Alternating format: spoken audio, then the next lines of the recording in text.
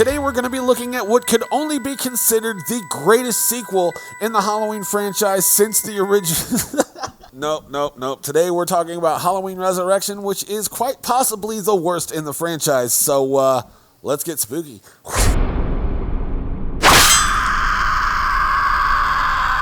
Greetings everyone, my name is Nightshade, this is The Night Shift, a home for all things spooky, and today we're looking at Halloween Resurrection, released in 2002. And this is universally panned as one of the worst, if not the worst, sequel in the Halloween franchise. I don't know anybody that genuinely likes this movie. However, if you like this movie, sound off in the comments below, and guys, be nice to them. Like, what is it about this movie that you enjoy? I'm genuinely curious, so sound off in the comments below. But yeah, this is definitely one of the worst, if not the worst, in the Halloween franchise. I've seen people say that it's better than a Halloween Ends, and I mean, they're close. It's kind of ironic that this is named Halloween Resurrection, and it single-handedly killed the rest of the film continuity because, oh boy, is it bad. Like, it's not a good film at all. I'm not going to pretend that it is, but we're going to review it because it is part of the Halloween franchise, and we are knocking all of them out here on The Night Shift. So, with all that being said, let's go ahead and get into the review. And my light is freaking out for whatever reason. Give me 1 second. Let me get that sorted out. All right, so that seems to be working now. It's not as bright. Nope, never mind. All right, so that light decided it did not want to be red, so we're going with teal. So I hope that's okay. It's fine. I mean, nobody cares. So much like the Halloween H2O review, we're going to break this down into 3 categories: the positives, the negatives, and the gray area. And then we're going to score this out of 10 and in the video after we get through the review. So let's go ahead and start off on the bright side, which is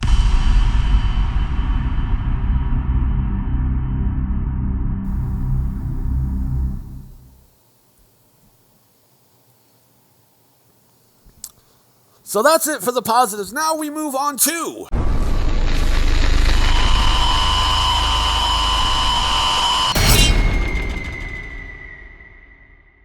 so the mask is definitely going to be going into the gray area because, I mean, you know, in some instances it looks really cool depending on the lighting. Like, there's a scene where Michael Myers is in the basement and the mask looks really cool, especially whenever only certain things are highlighted. It looks really cool. But then there are other instances where it just looks goofy and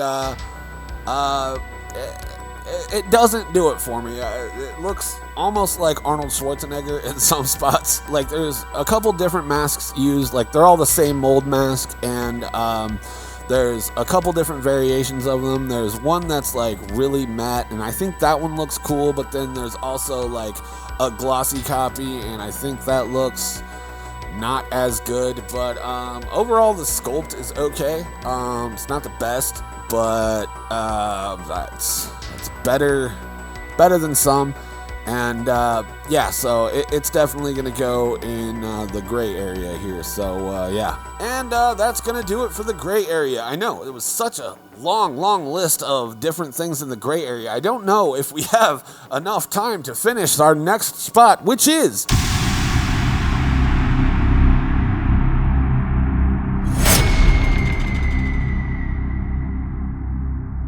so right out the gate, you know, the retcon of the end of Halloween H2O felt like such a slap in the face. Like, it takes what would have been like a pretty decent ending for a really great character and then turns that on its head and like, no, joke's on you.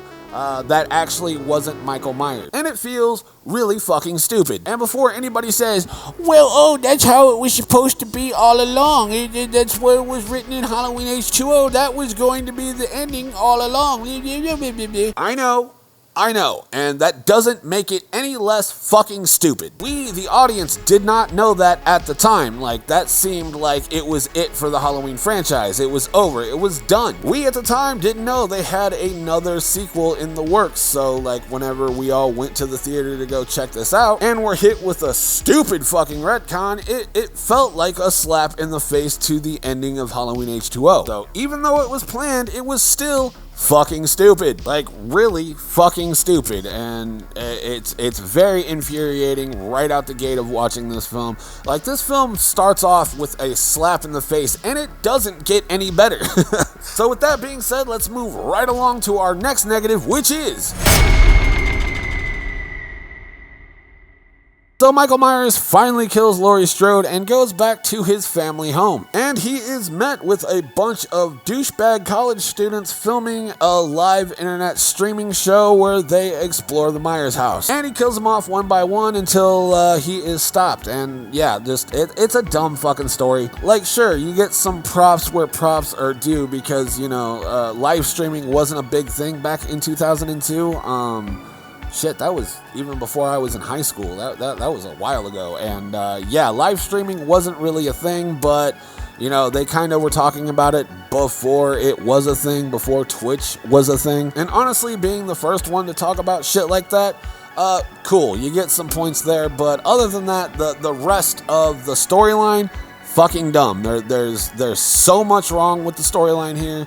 You know, Michael Myers doesn't really even have purpose because in this timeline, you know, he was out to kill his sister, and that's the very first thing he did, so he's like, well, I guess I'm gonna go home now. And like I said, he meets up with a bunch of douchey college students that are filming an internet TV show in his house, and, you know, he's pretty much just handed victims. And, yeah, I don't know. I don't really like the story of this. There's not a whole lot about this movie that I do like. I genuinely fucking hate it, and it genuinely pained me to have to rewatch it for this review. And that's probably going to be the last time I watch it, at least for a good, you know, 10, 15 years from now. But yeah, overall, story just kind of sucks. It falls pretty flat for me, and I don't enjoy it. So moving on to our next negative, we have...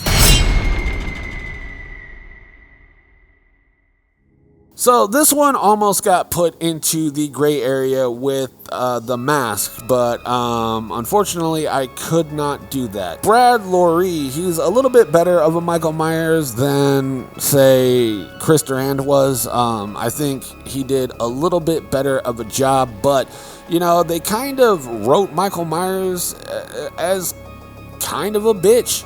Like, there's a scene where Freddy, fucking Busta Rhymes' character, bitches him out and, you know, is just yelling at him, and he complies. And that immediately killed the film for me because, what the fuck? Damn it! What the hell is wrong with you? I said, what you looking at me like that for? Huh? You don't get it? You don't get it? Your shit ain't working up there or something? You need to take your ass in the back of the garage with Nora. That's your job. Go back there with Nora and help her ass out. Go do your job. I left the back door unlocked for your ass to go out the back into the garage. That's what I did. You need to get the hell out of here. Go ahead, scoot, skedaddle. Get the fuck out of Dodge.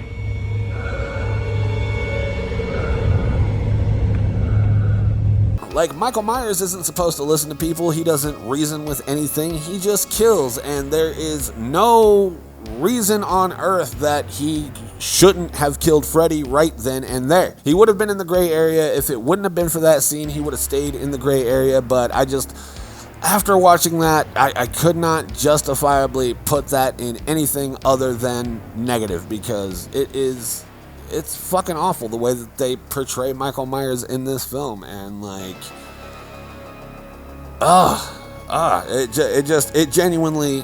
it genuinely offends me, and also very much infuriates me. So, yeah.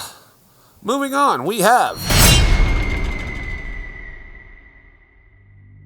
Everyone in this film is absolutely insufferable. Like, everybody in this film is completely forgettable. Like, everybody's like a one-note character. They're like, hey, I'm this person and I have this one trait. And it's just, it fucking sucks. It's not enjoyable at all. Like, for instance, we got Rudy, who is a chef, and that's his only, you know, trait. And, you know, he fights off Michael Myers with paprika at one point in time, and that's fucking dumb. This movie is a piece of fucking dog shit. Oh my God. And speaking of forgettable, like, you know, Tyra Banks is in this film, and I completely forgot about that until I watched it. In this film is forgettable. They're all one-note characters, except for the main character chick. I forget her name, and like, she can't even scream. In order to be a Scream Queen, it says it in the title, Scream Queen, and they had to have somebody else dub in her scream. I don't know why production would have wasted time with somebody who couldn't scream. Like, to be a Scream Queen, you have to be able to scream. Like, what the fuck?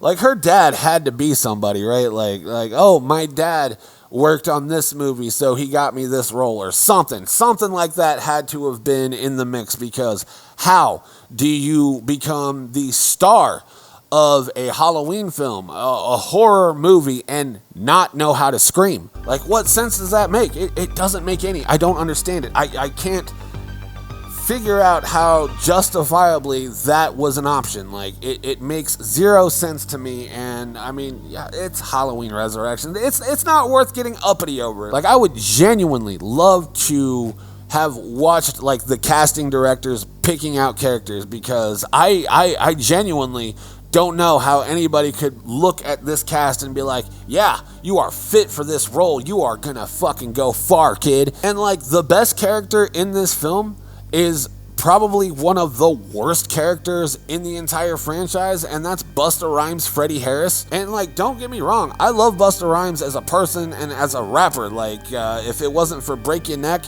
I probably wouldn't have discovered a love for fast rapping music. It's because of Busta Rhymes that I like, you know, Bone Thugs and Harmony and Tech Nine and Twista and like all of the fast chopper spitting rappers like that. Like, I love fast rapping, and that's all thanks to Busta Rhymes. However, Busta Rhymes in this film, what the actual fuck was going on in anybody's head for building up the idea of this character? We're gonna have a guy and he watches Kung Fu movies, therefore he knows Kung Fu. I know Kung Fu. Show me.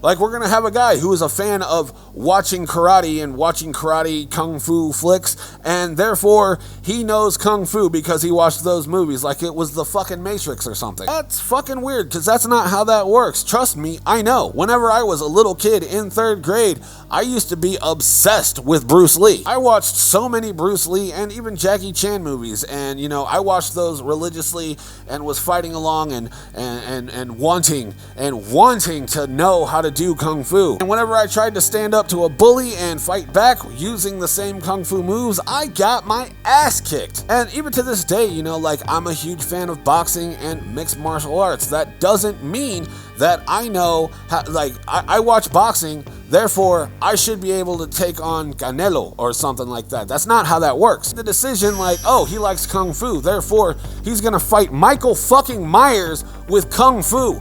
Oh my God, are you hearing me? Like, even saying that out loud is silly as shit. And you know, over the years of talking about this film with, you know, other horror enthusiasts and horror geeks, you know, a lot of people just fucking hate Busta Rhymes' character, and like, rightfully so. But you know, the sad fact of the matter is, like, he is the best character in this movie. It's a wild thing to say, but he has more range than anybody else in this film. He has more charisma than anybody else in this film. He's got more of a visual presence than anybody else in this film. So like, a character that a lot of people absolutely hate. Most people of the Halloween franchise hate this character. I hate to break it to you, but he is one of the best characters in this film. Like, stand alone against anybody else, he's the only fucking character that anybody talks about in this movie. You know, I don't like the character either. I'm not saying that he's a great character, but he is the best character in this movie because everybody else fucking sucks.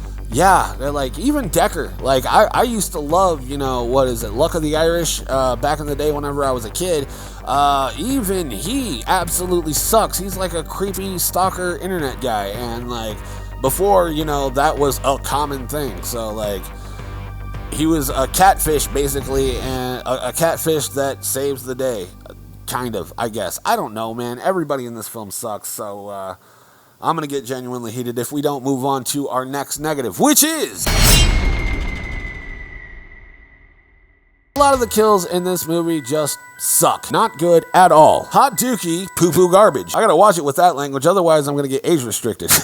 A lot of these kills are rehashes from other kills. Like these, we've seen all of these kills before, and this film like replicates those kills and just finds a way to make them worse. Like if I want to watch somebody get their head squeezed, I'm just gonna go ahead and watch Halloween 4. If I want to see somebody get stabbed against a wall and left as a decoration, I'm just gonna watch the first Halloween. And then we get the tripod kill, which is like really the only real original kind of kill in this film, and honestly it doesn't do it for me. It's not that good. It doesn't wow me by any means, and another reason that doesn't do it for me is because there are no tripods with spikes for feet. Like it just doesn't happen. Honestly, it would have been better if it was like a rounded tripod thing, so you actually have to push and put pressure in it. That would have been a little bit better than a spike tip tripod leg. Yeah, it's just none of the kills in this do anything to wow me. There is one kill that does stand out, and that's going to be our next negative, which is...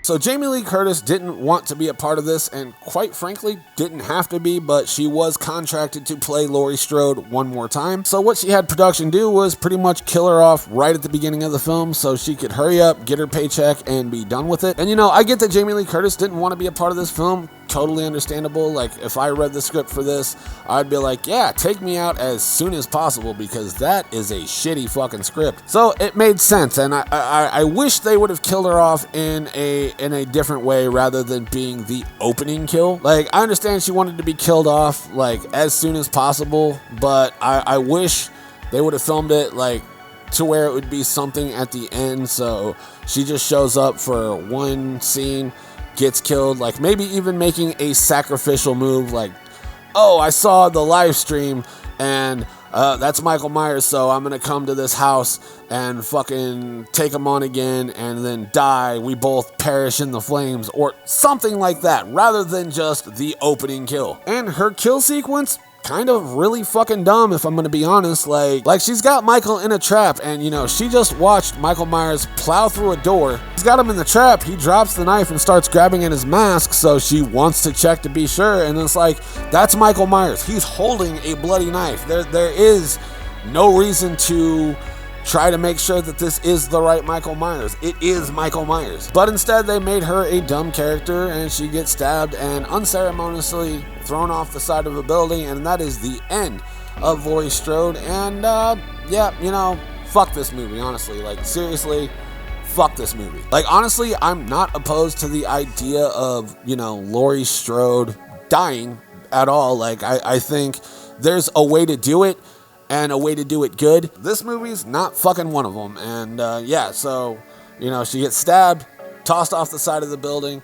We, the audience, get a middle finger to our faces, and they thank us all for our money for watching this in the theaters. And yeah, no, this movie fucking sucks. And that's gonna do it for my review. Honestly, like, and honestly, the positives and negatives could have been, you know, the positives, it ends. The negatives, it started to begin with. So my overall score out of 10 is going to be a solid nothing. Fuck this movie. This, for me, is the worst in the franchise. This is the lowest of lows in the franchise, and there is nothing in the franchise that is worse than this film. For all the shit that I gave Halloween 5 and Halloween 6, those movies are masterpieces in comparison to Halloween Resurrection. Like, maybe if I have children and my children want to watch the entirety of the Halloween franchise, only then will I even consider rewatching this movie. But until then, that's not gonna happen. So that is just about going to do it for me. If you like the video, let me know by leaving me a like. Comment down below what you want to see on the channel next. I will do my best to accommodate. And until next time, my name is Nightshade. This has been The Night Shift, and I will see you